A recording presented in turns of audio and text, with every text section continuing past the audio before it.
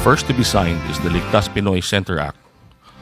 Upon signing of the harmonized version of the Senate Bill number 2451, the House Bill number 7354, it shall be known as Republic Act number 12076, entitled an act establishing evacuation centers for every city and municipality and appropriating funds therefor. This measure provides for the establishment of safe, fully equipped, and fully operational temporary shelters in all cities and municipalities throughout the country for people displaced in times of natural and human-induced disasters.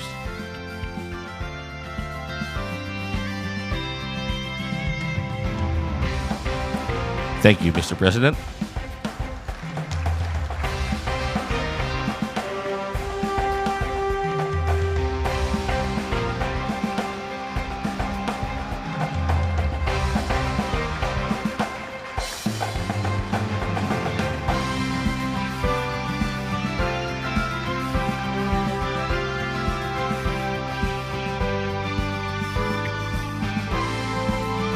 Next to be signed into law is the Student Loan Payment Moratorium during Disasters and Emergency Act.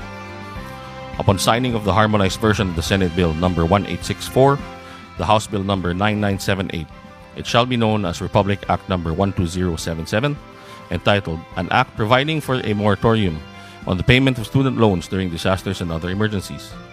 This measure provides temporary relief to Filipino students who are burdened with loan liabilities amid crisis situations such as natural or man-made calamities and emergencies.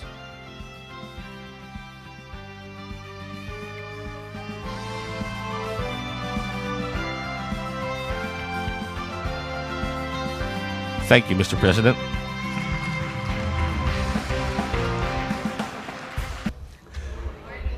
Last October, our country had the distinct honor of hosting the 2024 Asia-Pacific Ministerial Conference on Disaster Risk Reduction. Together with our partners and neighbors in the region, we came to the resounding conclusion that as climate challenges intensify, so should our efforts. The signing of the Ligtas Pinoy Centers Act and the Student Loan Payment Moratorium during Disasters and Emergencies Act today reflects our steadfast commitment to protecting the rights and providing relief to families and students affected by calamities. The Ligtas Pinoy Centers Act mandates the establishment in every city and municipality nationwide of evacuation centers that are fully equipped to provide temporary but secured accommodations for our disaster-stricken citizens. We do not wish for the frequent usage of such facilities and can only pray that we have fewer calamities. But nonetheless, we need to ensure that the evacuation centers sufficiently respond to the needs of our people affected by calamities and other such emergencies. Investing in these climate-resilient facilities must be the norm, for we are not only protecting the people's lives, but also capacitating our local government units to respond, to reduce, and to manage the risks of disasters. Through this, we are also integrating into the very consciousness of every Filipino that preparedness is as vital as responsiveness. Whenever disaster strikes, we can and will respond. Noong Sabado, dinalaw ko ang mga evacuation center ng ilang mga nasalanta ng sunog sa Tondo. Alam niyo po, naantig ako sa nakita ko dahil sa kabila ng pinagdadaanan nila, nakangiti pa rin sila at ang init pa rin ng salubong na ibinigay sa atin. Dito ninyo makikita ang pagiging matibay ng mga Pilipino. Kahit nasa gitna ng matinding pagsubok, nagagawan pa rin ng paraan upang sumaya, tibay ng loob at tatag ng pananampalataya sa may kapal, yan ang kanilang tangan. Evacuation centers like these should also be as strong as their faith and as resilient as the people's resolve. These serve as safe havens for those who share the same struggle and find comfort amongst one another. In my many visits to temporary shelters, I saw the plights of evacuees, and it's a very serious matter. Adding to that, the predicament is that traditionally, public schools are being used as, by default, evacuation centers. And that has been the case since we started using evacuation centers. I understand the appeal of the DepEd to refrain from using school grounds and classrooms as evacuation centers for prolonged periods of time. Schools are supposed to be sanctuaries for learning, creativity, and growth. They should not also bear the burden of being makeshift shelters. With the enactment of this law, we heed that appeal and commit to only using our schools for the promotion of our students' welfare and development of the education system. The enactment of the Student Loan Payment Moratorium during Disasters and Emergency Act is in line with the harmonization of our efforts to make education accessible to all our students.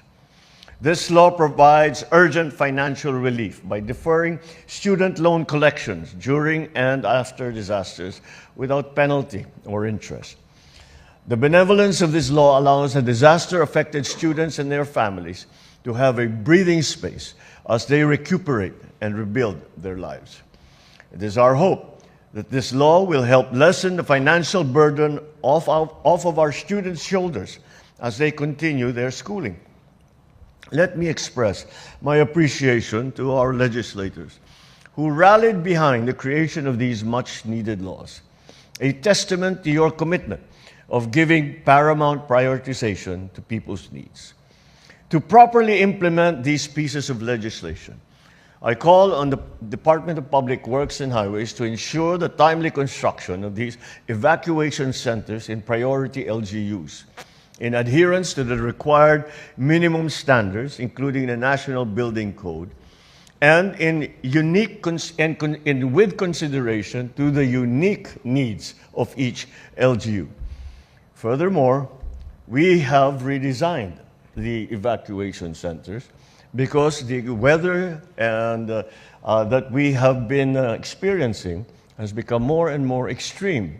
And we have our evacuation centers are rated to survive a very 130 kilometers per hour winds, whereas we have seen in the past few weeks that these are way below the strengths of the storms that we have been experiencing. And that is why the standards that we are going to be building to will be much higher, and to make sure that those who have been taken to evacuation centers do not then become victims when the evacuation center fails in the face of such strong weather. So to the CHED and to TESDA, extend all forms of necessary and reasonable assistance to our students.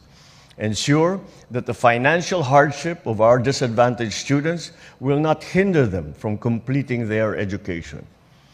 To all LGUs, especially those located in calamity-prone areas, I urge you to keep your constituents informed with your disaster resilience strategies and plans. Let us together accelerate our efforts and offer more innovative solutions that aim to offer refuge and provide ease to our fellow Filipinos, especially in times of such crises. Let these new laws lead us to become a truly disaster-responsive, bagong Pilipinas, one that reflects the innate strength and resilience of the Filipino people. Maraming salamat po. Mabuhay ang bagong Pilipinas. Magandang umaga sa inyo.